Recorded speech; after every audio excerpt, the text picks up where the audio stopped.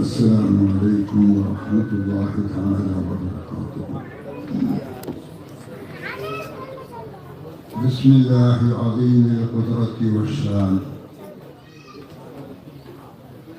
شديد البطش والبرهان،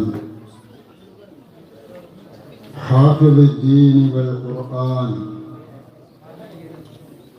بسم الله ما شاء الله كان، وما لم يشأ لم يكن، ولا حول ولا قوة إلا بالله العلي الديان. والصلاة والسلام على سيدنا محمد صلى الله عليه وسلم وعلى آله وأصحابه وأتباعه وجميع أمته أجمعين. أما بعد، وقد قال الله سبحانه وتعالى في محكم التنزيل: إنا نحن نزلنا الذكر وإنا له لحافظون.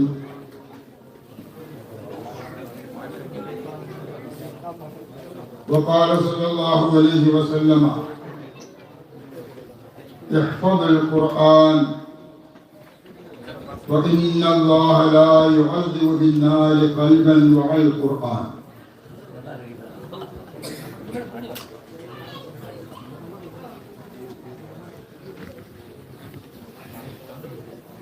மதரசா நசீரியாவுடைய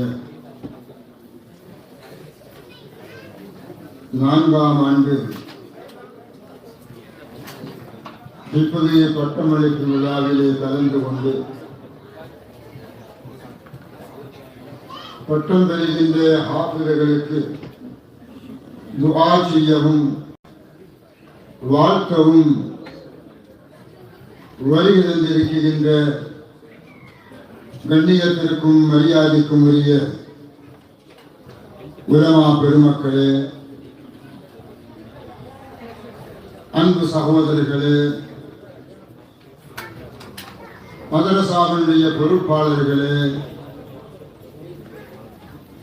அன்பிற்கும் பாசத்திற்கும் உரிய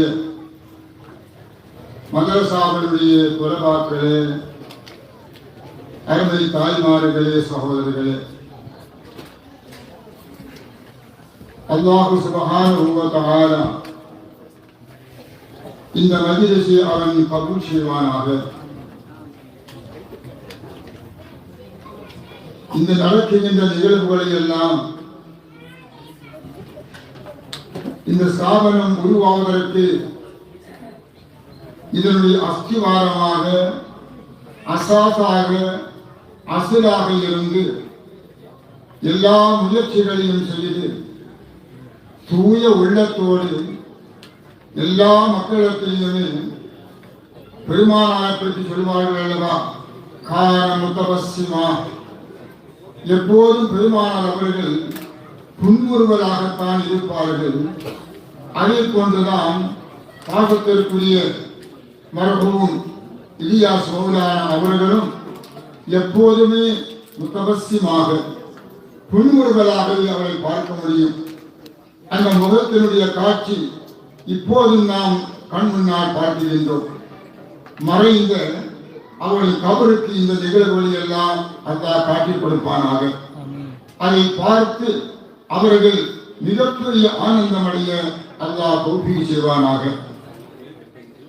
சங்கைக்குரியவர்களே, மிகப்பெரிய சொற்பாளர்கள் எல்லாம் மிகப்பெரிய சங்கைக்குரிய நாடு தழுவிய அறிமுகமான மிகப்பெரிய பேச்சாளர்கள் எல்லாம் அமர்ந்திருக்கின்றார்கள். எனக்கு சனதை கொடுத்து துஆ செய்ய வேண்டும் என்பதாக சொன்னார்கள். அல்லாஹ் சுப்ஹானஹு வ தஆலா இந்த ஆபிரர்கள் தங்கள் உள்ளத்திலே தேக்கி வைத்திருக்கின்ற, பதித்து வைத்திருக்கின்ற அன்னல் குர்ஆனுடைய அத்தனை ஆயாத்துக்களையும் எந்த காலத்திலேயும் எப்போதும் நிசியான் என்ற ஒரு காரணத்தினால், மறதி என்ற காரணத்தினால் மறக்காமல் அல்லாஹ் அவர்களை ஆக்கி அருள் புரிவானாக. என்றும் அருள்மறை குர்ஆனை ஓதக்கூடியவர்களாகவும் அல்லாஹ் அவர்களை ஆக்கி அருள் புரிவானாக. சங்கைக்குரியவர்களே, திருக்குர்ஆனிலே அல்லாஹ் ஒரு வசனத்தை சொல்லுகின்றான். சும்மா அவ்ரஸ்னல் கிதாப அல்லதீன இஸ்தஃபைனா மின் இபாதினா. இந்த வேதத்தை, இந்த குர்ஆனை என்னுடைய அடியார்களில் நான் யாரை தேர்வு செய்கின்றேனோ அவர்களுக்கு தருவேன் என்பதாக அல்லாஹ் சொல்லுகின்றான். கடந்த காலத்தினுடைய உம்மத்துகள் நிறைய, அவர்களுக்கு கொடுக்கப்பட்ட வேதங்கள் வேறு. ஆனால் இந்த உம்மத்திற்கு, பெருமானாருடைய உம்மத்துகளான உம்மத்துல் இஜாபா என்று சொல்லப்படுகின்ற இந்த உம்மத்தை ரஹ்மானிற்கு ரஹ்மானான அல்லாஹ் தந்திருக்கின்ற மிகப்பெரிய அருள் இந்த குர்ஆன். இந்த குர்ஆன் வந்ததற்கு பிறகு முன் வந்த வேதங்கள் எல்லாம் அது மன்சூகாக மாற்றப்பட்டது.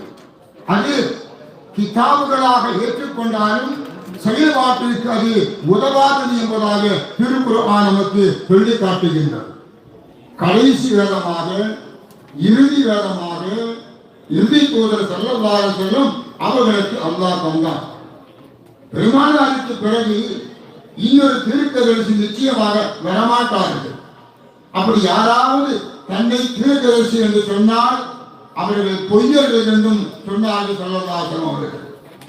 அந்த இறுதி தூதர் இந்த உலகத்தில் வாழக்கூடிய இறுதி காலம் வரைக்கும் வரக்கூடிய அத்தனை மக்களுக்குமே வழிகாட்டியாக இருக்கின்றார்கள். அதை போன்றுதான் அவர்களுக்கு அருளப்பட்ட இந்த அருள்மறை குர்ஆனும் கடைசி காலம் வரையிலும் எத்தனை பிரச்சனைகள், எத்தனை நிலைகள் ஏற்பட்டாலும் அத்தனை பிரச்சனைகளுக்குமே தெளிவான கருத்துக்களையும் தெளிவான சட்டத்தையும் தனக்குள் அடக்கி கொண்டிருக்கின்ற மிக ஆற்றலும் அற்புதமும் படைத்த ஒரு திருக்குர்ஆனை அல்லாஹ் இந்த மக்களுக்கு தந்திருக்கின்றான். அந்த திருக்குர்ஆன் காலம் உள்ளளவும் எத்தனை பெரிய பிரச்சனைகளாக இருந்தாலும் அதற்கெல்லாம் தீர்வை தெரிகின்ற நிலையில் தான் அல்லாஹ் தந்திருக்கின்றான். ஜமீஉல் இல்மி ஃபில் குர்ஆனி லாக்கின் தகாஸர அன்ஹு அப்ஹாமுர் ரிஜாலி. அத்தனை அறிவினுடைய சுரங்கங்களும் அத்தனை அறிவினுடைய பொக்கிஷங்களும் திருக்குர்ஆனிலே அல்லாஹ் வைத்திருக்கின்றான். ஆனால் விளங்கக்கூடியவர்கள், விளங்கியவர்கள் விளங்கிக் கொண்டார்கள், வெற்றி பெற்றார்கள். விளங்காதவர்கள் இன்னும் விவாதத்திலேயே இருந்து கொண்டிருக்கின்றார்கள். அல்லாஹ் திருக்குர்ஆனுடைய ஆழமான நிலைகளை விளங்கி அதனுடைய தத்துவத்தை புரிந்து வாழக்கூடிய வாக்கியத்தை அல்லாஹ் நம் அனைவருக்கும் தந்தல் புரிவானாக. சங்கைக்குரியவர்களே, இங்கு ஹாஃபிதுகளுக்கு சனதுகள் வழங்கப்பட்டது. ஹாஃபிதுகளுக்கு சங்கைக்குரிய உலமாக்கள் உபதேசமும் செய்தார்கள். சங்கைக்குரிய ஹாஃபிதுகளை நீங்கள் பெற்றிருப்பது ஒரு சாதாரண வாக்கியம் அல்ல. இறைமறையை இதயத்திலே தேக்கி வைக்கின்ற அந்த ஒரு மிகப்பெரிய ஒரு திறமையை, ஒரு ஆற்றலை, ஹிஃபுடைய குவத்தை அல்லாஹ் உங்களுக்கு தந்திருக்கின்றான். அந்த ஹிஃபுவை, அல்லாஹ்வுடைய நிஅமத்தை பாதுகாக்க வேண்டிய பொறுப்பு உங்களுக்குரியது. எப்போதும் அல்லாஹ்விடத்திலே ஹிஃபுவிற்காக நீங்கள் துஆ செய்ய வேண்டும். நம்மிடத்திலே பாவத்தினுடைய சிந்தனைகள், பாவத்தினுடைய பேச்சுக்கள், பாவமான செயல்பாடுகள் இல்லாமல் பார்த்துக் கொள்ள வேண்டும். இறைவனுக்கு விருப்பமில்லாத சிந்தனைகளோ, செயல்களோ, பார்வைகளோ, பேச்சுக்களோ நம் உடலிலே ஏற்படுகின்ற போது அல்லாஹ்வுடைய நிஅமத்துகள் நம்மிலிருந்து சிறிது சிறிதாக எடுக்கப்பட்டிருக்கிறது. இமாமுனா ஷாஃபி ரஹ்மத்துல்லாஹி அலைஹி அவர்கள்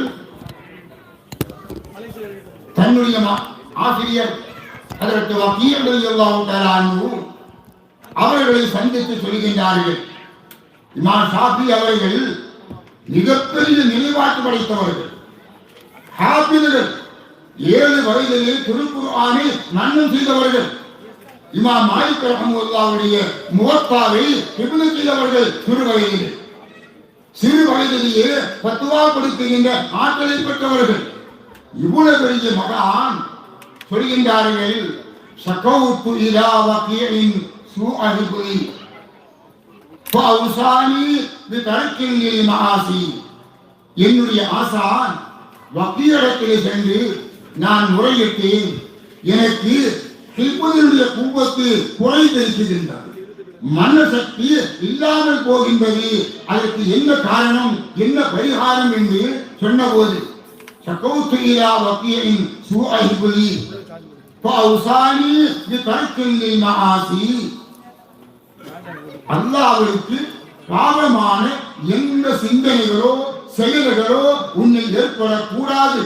அப்படி வருகின்ற போது உன்னுடைய ஐப்பது என்ற அந்த மண்ணு சக்தியிலே பாதிப்பு ஏற்பட்டு விடுவதாக சொன்னார்கள். காரணம், நூறும் மின் இலாஹி வ நூருல்லாஹி லா யுத்தாஹி ஆசி. ஹிப்து என்பது மன சக்தி என்பது அல்லாஹ் ஒரு மனிதனை தெரிகின்ற அவனுடைய நூர், அவன் தெரிகின்ற ஒரு பிரகாசம், ஒரு ஒளி, ஒரு திறமை. யார் அல்லாஹ்விற்கு மாற்றம் செய்கின்றார்களோ அவர்களுக்கு இறைவன் தந்த அந்த ஒளியை அவன் எடுத்து விடுவார் என்ற கருத்தை சொன்னதாக நாம் படித்திருக்கின்றோம்.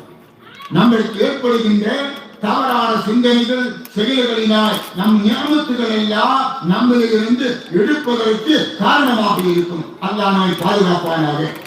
சங்கைக்குரியவர்களே, முதலாவது ஆண்டிலேயும் கலந்து கொண்டு மாணவர்களுக்கு பரிசு வழங்குகின்ற அந்த வாக்கியத்தை பற்றி இன்று 4வது ஆண்டிலேயும் கலந்து கொண்டு ஹதரத் அவர்கள் எல்லாரையும் ஹிப்தை வழங்குகின்ற அந்த மிகப்பெரிய வாய்ப்பை பொறுப்பாளர்கள் எனக்கு தந்திருக்கின்றார்கள். அல்லாஹ் கபூல் செய்வானாக. சங்கைக்குரியவர்களே, ஒரு ஆணை பற்றி உண்டான இல்முகள், குர்ஆனுடைய ஹிதுமத்துகள் சஹாபாக்கள் மிக கவனத்தோடு செயல்படுத்தினார்கள். குர்ஆனுடைய திலாவத்திலே இருந்து, குர்ஆனுடைய ஹிஃப்திலே இருந்து, குர்ஆனுடைய இபாதத்தினுடைய அமல்களை பற்றி போதிப்பதிலே இருந்து தாங்களும் தங்களை சார்ந்தவர்களுக்கும் குர்ஆனுடைய வழிமுறைகளை போதிப்பதிலே அருமை சஹாபாக்கள் மிகப்பெரிய கவனத்தோடு செயல்பட்டதாக நாம் பார்க்கின்றோம். சங்கைக்குரியவர்களே, இன்று உலகத்தினுடைய எல்லா பகுதிகளிலுமே இவ்வளவு மதரசாக்களை பார்க்கின்றோம். 100க்கும் அதிகமான 600 மாணவர்கள் ஓதக்கூடிய இவ்வளவு மதரசாக்களும் இருக்கின்றனர். இப்படி ஒரு இவ்வளவு மதரசாவை ஏற்பாடு செய்து முதலில் மதரசத்துல் ஹிப்னுடைய ஒரு ஸ்தாபனத்தை அஸ்திவாரனுக்கு உருவாக்கியவர்கள் ஒரு சஹாபி. இங்கு நடக்கின்ற விபத மதரசா, இந்த சனதுகள் எல்லாம் அந்த சஹாபியினுடைய தொழிலில் இருந்து வந்ததுதான். அருமை சஹாபாக்களிலே ஒருவர் அபூ தர்தா ரலியல்லாஹு தஆலா அன்ஹு அவர்கள் திமஷ்க் நாட்டிலே ஹஜ்ரத் உஸ்மான் ரலியல்லாஹு தஆலா அன்ஹு அவருடைய கிலாபத்தின் போது திமஷ்கிலே அவர்கள் அதனுடைய பொறுப்பாளராக, அவருடைய அதிகாரியாக, கவர்னராக அவர்கள் இருக்கின்றார்கள். இப்போது அவர்கள் ஹாஃபிஸ். காரணம், பெருமானார் ஸல்லல்லாஹு அலைஹி வஸல்லம் அவருடைய காலத்திலே அருள்மறை குர்ஆனை ஹிஃப்து செய்ததான ஹாஃபிஸ்களை பார்க்கின்ற போது விரலில் எண்ணக்கூடிய அளவுக்கு தான் இருந்தார்கள். உபய் இப்னு கஅப் ரலியல்லாஹு தஆலா அவர்கள், முஆத் இப்னு ஜபல் ரலியல்லாஹு தஆலா அவர்கள், அபூ யஸீத் அல்-அன்சாரி ரலியல்லாஹு அவர்கள், அபூ தர்தா ரலியல்லாஹு அவர்கள், ஸைத் இப்னு சாபித் ரலியல்லாஹு அன்ஹு, உஸ்மான் இப்னு அஃபான் ரலியல்லாஹு அன்ஹு, தமீம் தாரி ரலியல்லாஹு அன்ஹு, உபாதத் இப்னு சாமித் ரலியல்லாஹு அன்ஹு, அபூ அய்யூப் அன்சாரி, இப்படி குறிப்பிடப்பட்ட நபர்கள் தான் குர்ஆனை மன்னன் செய்வதில் இருந்தார்கள். மற்றவர்கள் எல்லாம் குர்ஆன் முழுமையாக தெரிந்தவர்கள் அல்ல. இமாம் ஜமீரி அவர்கள் இந்த செய்தியை சொல்லுகின்றார்கள். அந்த பெருமானாருடைய ஆப்பிள்களிலே ஒருவர் தான் அதற்கு அபூ தர்தா அவர்கள். அவர்கள் திமஸ்கிலே இந்த இப்னுடைய மதரசாவை ஏற்பாடு செய்கின்றார்கள். ஒரு ஆசிரியர், அந்த ஆசிரியருக்கு 10 மாணவர்கள், ஒரு ஆசிரியருக்கு 10 மாணவர்கள் ஏற்பாடு செய்து மஸ்ஜிதே திமஸ்கிலே ஆங்காங்கு 10 மாணவர்களும் ஒரு ஆசிரியரும் அமர்ந்து குர்ஆனை விமர்சித்து கொண்டிருப்பார்கள். அதனுடைய நாசிராக அதை முஹ்தமிமாக இருந்த அபூ தர்தா ரலியல்லாஹு அவர்கள் மஸ்ஜிதுடைய மிஹ்ராபிலே அமர்ந்து கொண்டு நடத்துகின்ற அதை பார்த்துக் கொண்டிருப்பார்கள், கவனித்துக் கொண்டிருப்பார்கள். இப்படி அவருடைய அந்த இப்போது மதரசாவிலே அவர்கள் முறையாக இப்போதை முடித்தால் இவர்கள் ஹாபில்கள் என்பதற்கு இங்கு கொடுக்கப்பட்டதை போன்று ஹாபில்களுக்கு உண்டான சனதுகளையும் கொடுக்கின்ற பழக்கம் இருந்தது. அதற்கு அபூ தர்தா அவருடைய அந்த குல்லியத்தில் இப்போது மதரசாவிலே சனதுகளை பெற்று ஹாபில்களாக வந்தவர்கள் 1600 ஹாபில்கள் என்பதாக இமாம் சுயூத்தி அவர்கள் இத்திகானிலே பதிவு செய்கின்றார்கள். சங்கைக்குரியவர்களே, இந்த அல்லாஹ் சுப்ஹானஹு வ தஆலா தன்னுடைய வேதத்தில் இப்னு சொல்லியிருக்கின்ற பல லட்சம் ஹாபில்களை தந்திருக்கின்றான், பல லட்சம் ஹாபில்களை தந்திருக்கின்றான். அது அல்லாஹ்வுடைய மிகப்பெரிய கிருபை. இன்னா நஹ்னு திக்ரா வ இன்னா லஹு லஹாஃபிதூன். இந்த வேதத்தை இறக்கியவன் நான். இது காலம் உள்ளளவும் இந்த வேதம் இருக்க வேண்டும், அந்த வேதத்தை கட்டவும் இருக்க வேண்டும், வேதத்தை புரிந்தவரை இருக்க வேண்டும், வேதத்தின்படி அமைச்சர் இருக்க வேண்டும் என்று அல்லாஹ்வுடைய நாட்டம் உலமாக்களை வைத்திருக்கின்றான், முஃபஸ்ஸிர்களை வைத்திருக்கின்றான், தஸவ்வுஃபினுடைய ஆட்களை வைத்திருக்கின்றான், ஹாஃபிஸ்களை வைத்திருக்கின்றான். தன்னுடைய அந்த மார்க்கத்தினுடைய பணிகள் முழுமையாக நடைபெறுவதற்கு எது தேவையோ அத்தனையும் அல்லாஹ் உலகத்திலே அமைத்து தந்திருக்கின்றான். ஆகவே இந்த வேதத்தை இறக்கியவன் நான். அதனை எப்படி பாதுகாக்க வேண்டுமோ அந்த பாதுகாப்பதற்குண்டான செயல்களையும் நானே பொறுப்பேற்றுக் கொண்டிருக்கின்றேன் என்ற செய்தியை சொல்லுகின்றார். சொன்னார்கள், குர்ஆனை மன்னன் செய்யுங்கள், குர்ஆனை மன்னன் செய்யுங்கள். காரணம்,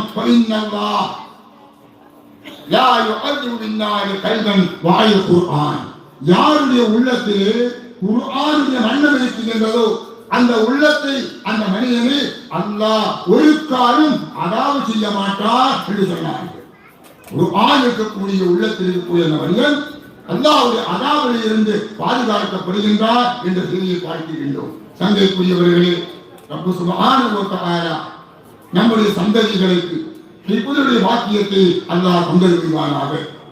அதிகமான உலமாக்களும் அதிகமான ஒப்பாளர்களும் உருவாவதற்கு அல்லாஹ் கிருபை செய்வானாக. நமது முன்னோர்கள் குர்ஆன் விஷயத்திலே மிகவும் கடினமான உழைப்பு எடுத்துக் கொண்டார்கள்.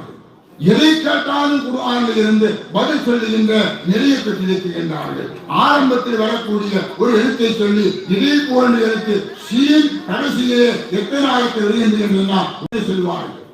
பா என்பது ஆரம்பத்திலே எத்தனை கேட்டால் ஒன்னே சொல்வார்கள்.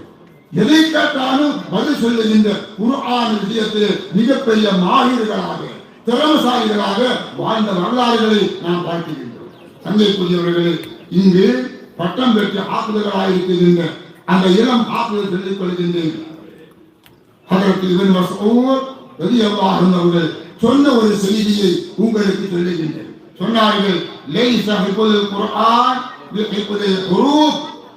குர்ஆன் ஹிஃப்து என்பது குர்ஆனுடைய எழுத்துக்களை மட்டுமே மன்னன் செய்வது அல்ல.